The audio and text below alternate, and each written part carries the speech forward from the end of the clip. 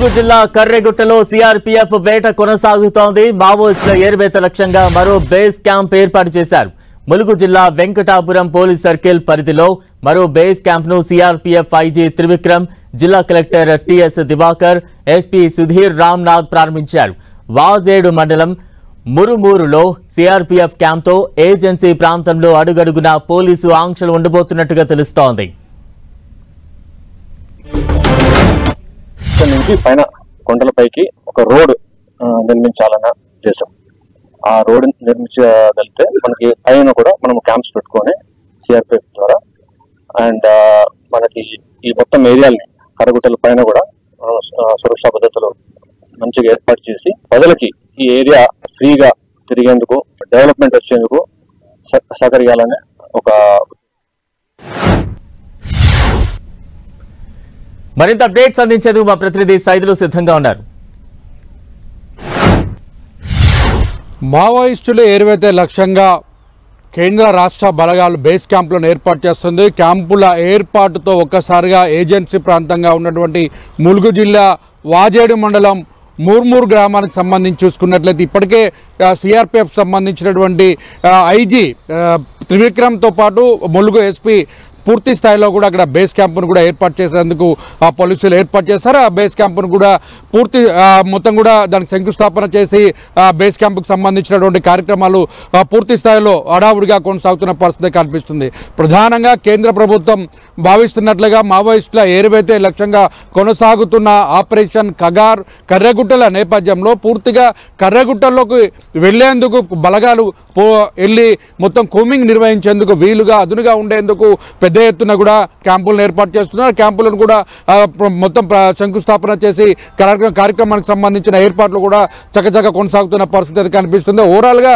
చూసుకున్నట్లయితే ఇటీవల కాలంలో జరిగినటువంటి మావోయిస్టుల ఏరువేతే మొత్తం కీలకమైన నేతలు, మొత్తంగా జాతీయ కార్యదర్శి కావచ్చు, ఇటు ఇడ్మా కావచ్చు, మొత్తంగా 320 మంది 11 నెలల కాలంలో ఎన్కౌంటర్లో ప్రాణాలు కోల్పోతే దాంట్లో 8 మంది కూడా కేంద్ర కమిటీకి సంబంధించినటువంటి నేతలు, మిగిలినటువంటి 59 మంది రాష్ట్ర కమిటీకి సంబంధించిన నేతలు కూడా పెద్ద ఎత్తున ప్రాణాలు కోల్పోయిన పరిస్థితి. కేవలం సౌత్ బస్తర్ లాంటి ప్రాంతాల్లోనే 230 మంది పైగా మావోయిస్టులు ప్రాణాలు కోల్పోయారు. అయితే ప్రధానంగా గత ఏడాది నిర్వహించినటువంటి మొత్తం మార్చిలో ప్రారంభమైన కర్రెగుట్టల ఆపరేషన్కి సంబంధించి దాదాపు 25,000 మంది పైగా బలగాలు వైమానికంగా దాడులు నిర్వహించి ఆ కర్రెగుట్టలను స్వాధీనం చేసుకొని జవాన్లు జాతీయ జెండాను కూడా ఎగరవేశారు. అయితే పెద్ద ఎత్తున కొన్ని దాదాపు 10-15 గుట్టలు పెద్ద ఎత్తున ఉన్నటువంటి గుట్టలు, ఆ గుట్టల్లో ఇంకా మావోయిస్టులు తలదాచుకుంటున్నారన్నటువంటి సమాచారం పక్కా కేంద్ర రాష్ట్ర బలగాలకు ఉన్న నేపథ్యంలో ఒకసారిగా అక్కడ కర్రగుట్టల్లో బేస్ క్యాంపును ఏర్పాటు చేయడానికి మార్మూర్ గ్రామానికి సంబంధించినటువంటి ఆ గ్రామానికి సంబంధించి కూడా పూర్తిగా కర్రగుట్టలకు సమీపంలో ఉండటంతోనూ ఇక్కడ నుంచి రోడ్లు, సెల్ టవర్లను ఏర్పాటు చేసుకొని మావోయిస్టులు ఉన్నటువంటి ప్రాంతాలు ఏవైతే ఉన్నాయో ఆ ప్రాంతాల్లోకి చొచ్చుకొని పోవచ్చు అనేసి బలగాలు భావిస్తున్న పరిస్థితి. అందులో భాగంగానే సరిహద్దు ప్రాంతాలుగా ఉన్న తెలంగాణ, ఛత్తీస్గఢ్ సరిహద్దు ప్రాంతంగా ఉన్నటువంటి ప్రాంతాలను కూడా అయ్యేటట్టుగా ప్రకటించిన పరిస్థితి ఉంది. భారీగా ఇటీవల జరిగినటువంటి ఎన్కౌంటర్లో నిరసనగా మొత్తం కూడా దేశవ్యాప్త బంద్కు పిలిపించారు. ఇప్పటికే మావోయిస్టుకు సంబంధించిన కేంద్ర కమిటీకి, పొలిట్ బ్యూరోకి సంబంధించి కూడా ఇటీవల కాలంలో ఎన్కౌంటర్లో 11 నెలల కాలంలో ప్రాణాలు కోల్పోయినటువంటి వారి నివేదికను కూడా తయారు చేశారు.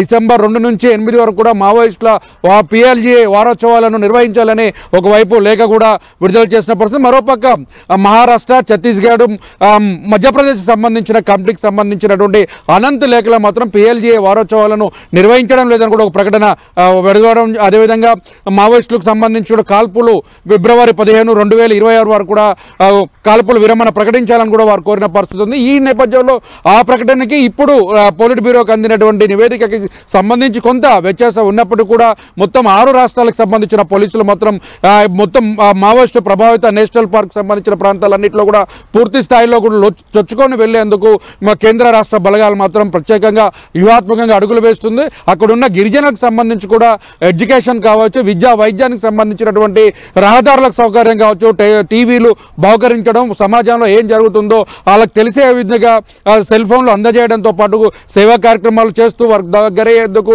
పోలీసు ప్రత్యేక బలగాలు కూడా ప్రయత్నాలు కొనసాగుతున్నాయి. అందుకోసమే క్యాంపులు ఏర్పాటు చేస్తున్నారు. అటు మెడికల్ క్యాంపులు కూడా ఏర్పాటు చేసి దుప్పట్ల పంపిణీ ఇలాంటి కార్యక్రమాలు చేపడుతున్న పరిస్థితి ఉంది. మొత్తంగా మావోయిస్టులో కీలకమైనటువంటి పువర్తి లాంటి అంటే ఇడ్మా సొంత గ్రామమైన పువర్తిని కూడా స్వాధీనం చేసుకున్న పరిస్థితి ఉంది. అలాగనే కీలకంగా ఉన్న కొండపల్లి లాంటి గ్రామాలను కూడా మావోయిస్టులు ఇప్పటికే మావోయిస్టు ప్రభుత్వ ప్రాంతాలకు సంబంధించినటువంటి గ్రామాల్లో రహదారుల సౌకర్యాన్ని ఏర్పాటు చేస్తున్న పరిస్థితి అయితే కనిపిస్తుంది. ఓవరాల్గా మావోయిస్టులు మార్చి 30, 2026 నాటికి భారతదేశంలో మావోయిస్టుల ఏరువైతే లక్ష్యంగా కొనసాగుతున్న కూంబింగ్ ప్రక్రియను చాలా వేగవంతంగా కొనసాగింది.